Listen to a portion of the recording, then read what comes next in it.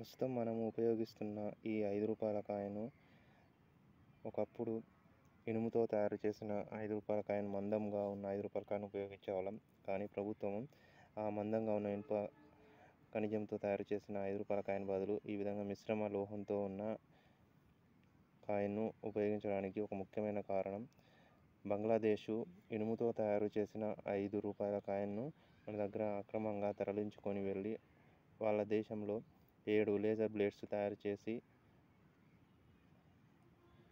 అమ్మకానికి పెట్టేది. తద్వారా 5 రూపాయల కాయిన్, ఒక కాయిన్ నుంచి 7 లేజర్ బ్లేడ్లు తయారయ్యేది.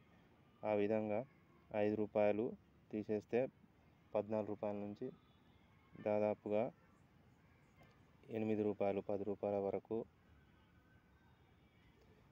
7 రూపాయల వరకు లాభం అనేది ఉంది.